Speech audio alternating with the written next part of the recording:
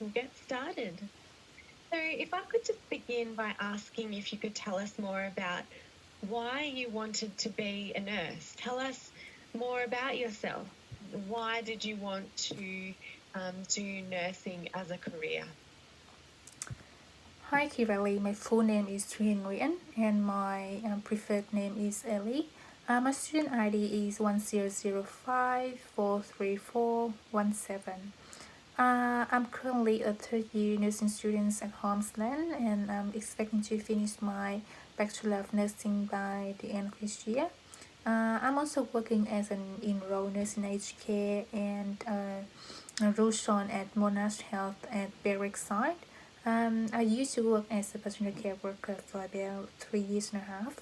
My plan is to get into the grad program, and when I finish my grad program, I'm planning to do my postgrad in critical care.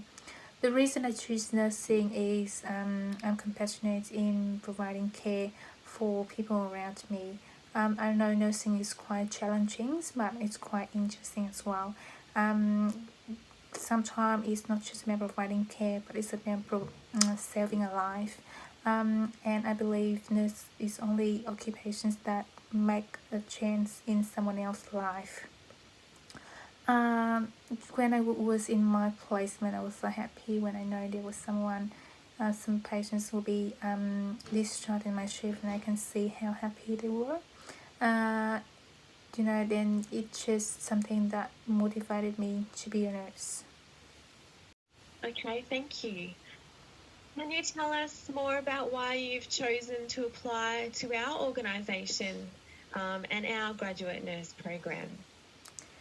Yep, the reason I choose Cena Health because Cena Health is a well-known Catholic private health provider that provides a wide range of services in Southeast Melbourne. Not only that, Cena Health also focus on research and education for their healthcare professionals, especially for new grad nurses. Um, and Cine Health also offers different rotations in different specialties, including surgical medical wards, pediatrics, cancer care, and rehab. And I believe if I'm able to do my rotations in medical and surgicals, that will be beneficial for me in my nursing career in the future because I want to be a critical care nurse.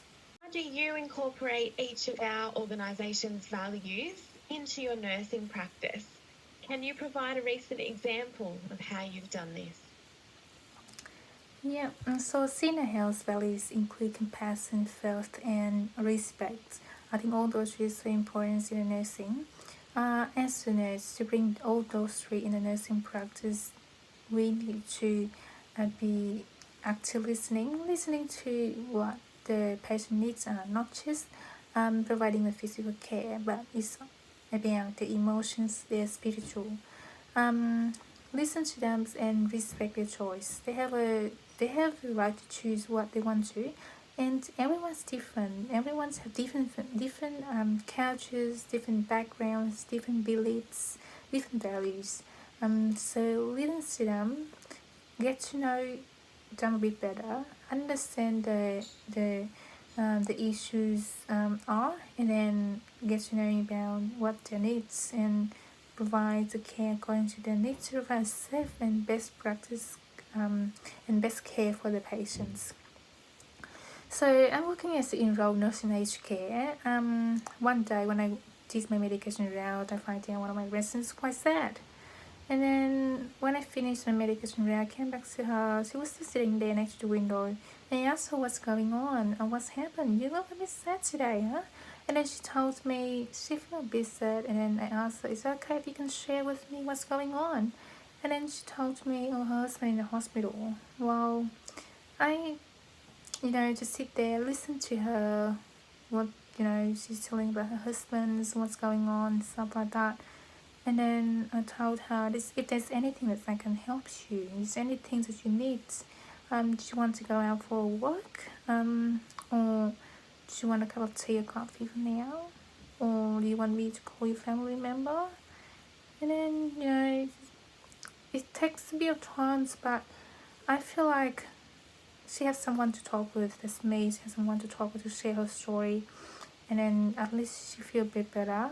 And then she discussed with her what she really needs, and then finally she said she wanted to talk to her daughter. She wanted to see her daughter.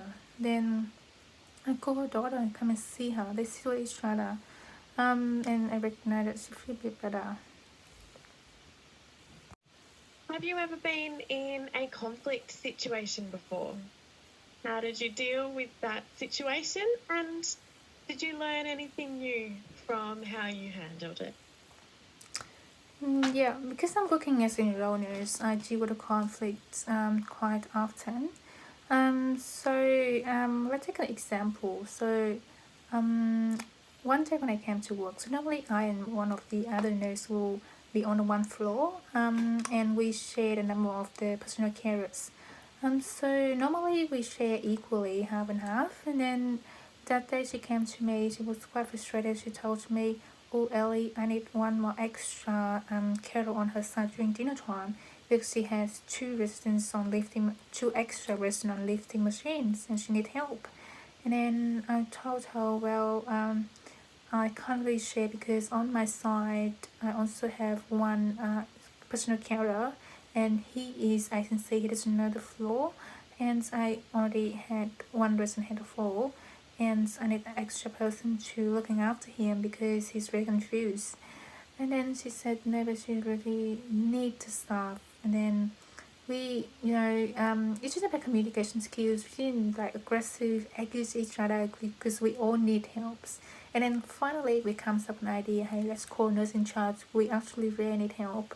And then finally, the nurse in charge sent us another carer to come for 3 hours during dinner times, and we got the shift flow quite nicely. So I think when conflicts happen, it's just about have a good communication skills and collaborations between different parties to the issues, the problem will be solved nicely. One of your patients in the shared room has been called for theatre.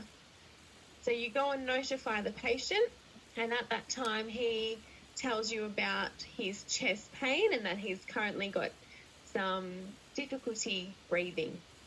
Can you please talk us through your immediate response? Yeah, I will start my primary assessment, Dr. ABC. So D is looking for danger. R is how is the patient responding to me. S is send for help. 8 is looking for any obstruction in this airway. Breathing, how he's breathing, is able to answer me the full sentence. And in scenarios that he is having difficulty breathing. C is circulations. Is he looking pale? Is having any sign of cyanosis? And then I'll start my vital signs. So is having temperatures? Is having anything wrong with his blood pressure? His pulse? And then how is the respiratory rate, and what is the oxygen level? So if the oxygen level is lower than 90, is a medical criteria. I'll call for medical. I'll start on 2 liters of oxygens. And then I'll start accurate pain assessment, PQISD. I want to know what's provoking the pain. I want to know the quality of the pain. I want to know that is the pain radiating to somewhere else, and I want to know how severity of the pain from 0 to 10. 0 is no pain, and 10 is extremely painful. And T is for time. That means how long he's been experiencing from pain for. And if the pain level is 9 over 10, this is the medical criteria as well. And then hopefully when I send for help, if someone is already here to help me, I'll start on ECG while waiting for the medical team to come.